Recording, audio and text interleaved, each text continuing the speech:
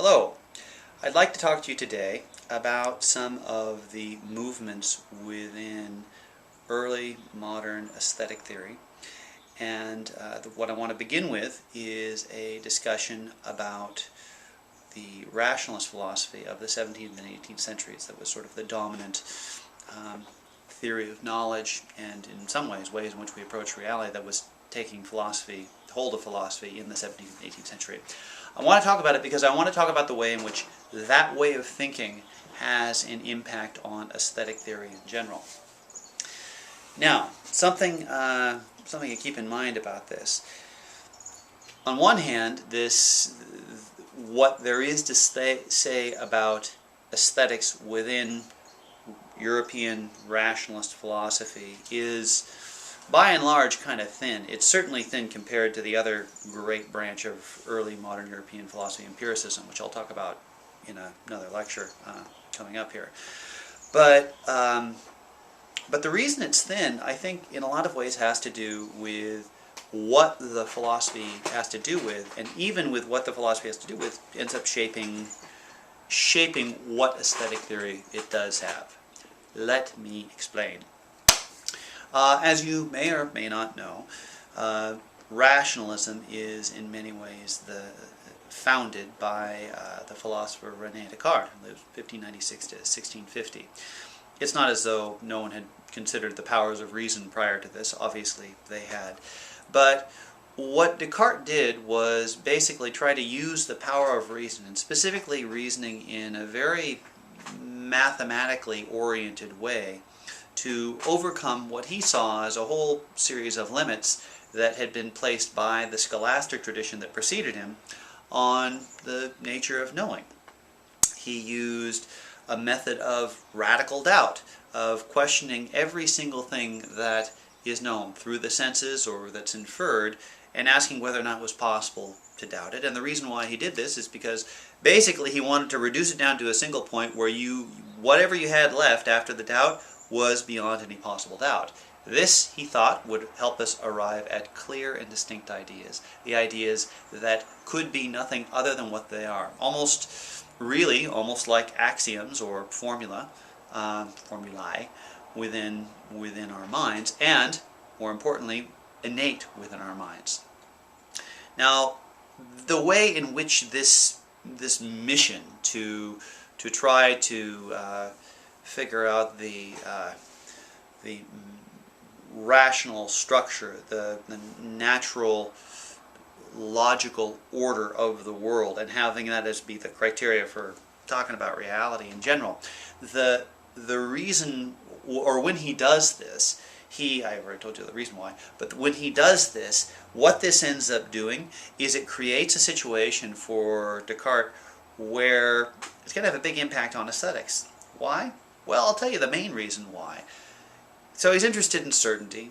He's interested in intellectual clarity, right? Reducing it to a clear and distinct idea. He's interested in arriving at these innate ideas. And because these are the things that he's interested in, most of the ordinary ways in which we come to know the world, or that we believe that we come to know the world, that you see something, you hear something, you taste something, you're told something by someone, tradition holds something in a certain way, you trust experts who have allegedly done tests for it, and you just respect their authority. All of that, yeah, that's basically out the window. It's not to say that there's nothing to it at all, but it is to say that this asset of doubt that he's put down upon it says you don't have a clear and distinct idea what this is. You're just trusting something, you're just figuring something, you're reckoning something, you're assuming something. That ain't a clear and distinct idea. You don't really know it. Well, I'll tell you what, when you try to bring that into aesthetics, art, the senses, and you say, oh, the senses, they don't really allow you to know anything, we might have a little bit of a problem, yeah? I mean, if you have to remove the power of the senses from art, what are you left with art? What's art supposed to deal with? And I think we might have a little bit of the answer right there to why it is that the rationalists don't talk so much about aesthetics. Basically, they don't trust one of the central things that aesthetics is about, namely the manipulation, the participation of the senses, of the emotions, of imagination, these sorts of things. But that being said, there's still a very much a way in which the rationalists do have quite a bit to say about the nature of art and aesthetics, and what they have to say has implications for it. One of these things, and it should be pointed out, this isn't said directly by Descartes. Descartes really didn't say very much about art at all, but the people who are working from Descartes' ideas begin to say more about this. Commentators like D'Alembert, and then later thinkings like Hullins, to some extent Malebranche, and then later thinkers in the 18th century that I'll get to, most notably Lessing, talk about this. They begin to think about art in a way that was quite different than had been thought about before. If we look back at what art is about certainly in the classical world, and going into the medieval, and really even in the Renaissance world that the rationalists are culturally inheriting, if you like, there's very much a way that art is about a kind of pursuit of truth, right? A way of trying to represent or help us participate in or have insight into the reality of things as they are. And a lot of times, especially with the classical stuff, the Neoplatonists that we saw at the end of the classical period or in the Renaissance with Bruno and Ficino, they see beauty as being something that's intimately linked with truth. The reason why we find things as beautiful is because they reflect a deep truth about the nature of the world, and we're moved by sort of the totality of it in this way. Well, the rationalists, I suppose, aren't so far from this, but what they have is an idea that when art succeeds, the reason that it succeeds is because it imitates the deep synchronization and harmonization of the order of the cosmos with that creation. So that there's a way in which art, in its very structure, in its rational organization, in its formula, right, is reflective, is imitative of the order of nature. This becomes sort of a central theme within this. And art succeeds when it imitates, or even more than imitates, almost when it echoes the order of nature. For the rationalist, that is beauty. Echoing the order of nature. If this stuff sounds a little like the way in which mathematicians talk about the elegance of mathematics, and the way in which the elegance of mathematics seems to lay out as a map upon the cosmos, well, that's probably not an accident. The rationalists are, as much as anything else, mathematicians. They're mathematician philosophers, starting with Descartes and certainly proceeding forward. Not entirely, and I'm not saying that they all did great mathematical things. Descartes did, but others didn't. But they're sympathetic with that way of thinking. And so, because they're sympathetic with that, they take that sympathy with mathematical clarity, mathematical rigor as a way of knowing, as a way of participating with reality, and they impose that upon art, often at the expense of sense experience. And that becomes the way in which we see beauty in art for the rationalists. Something else I should probably say about this too. With the rationalists, because there's this downplay of sense perception and everything that comes through the senses, it's not exactly that the rationalists want to eliminate emotions and the senses from art. They don't think you can do that. I don't think. I haven't seen them talk about that. They clearly recognize that emotion is a deeply powerful part of all sorts of works of art, and indeed it's a great deal of what occurs within us and for us within art. But they have an idea that is of the role of emotion, the role of sense, and the role of imagination. That is, it's very similar to what you see with Plato. Not even the Neoplatonists, but with Plato and also with the Stoics of the classical era. It's an otherworldliness in some sense. And what I mean by that is that while sense and emotion are within a work of art, and although we feel it in the work of art, we don't really appreciate what their role is until we actually understand it. In other words, you have the senses, you have the emotions, but you have to kind of divorce yourself from them in some sense. You have to observe them objectively. You have to see what they are, what they mean, how they work, what it is that they are reflecting or expressing about nature. And only then, for the rationalist, do we really get art. One isn't, maybe this would be a way of putting it, one isn't necessarily moved by art, one observes how moving art is. I might put it that way. This leads to one other big implication for the rationalists with regard to this. It kind of sounds like, from the way that I've put this forward, that creativity and imagination is more or less pushed to the sidelines for the rationalists with regard to art and aesthetic theory generally. There probably is some truth to that, certainly in comparison to the other thinkers that we've looked at before in this class and that we will look at. But it's not entirely true. There is a place for creativity and there is a place for imagination.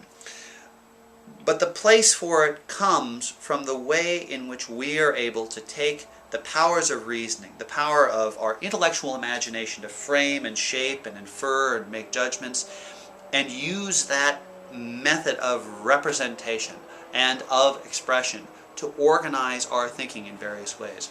You want an example of this? This is an anachronistic example. No rationalist, as far as no rationalist ever talked about it because the guy lives 200 years after they're doing their work, but here's what I would say.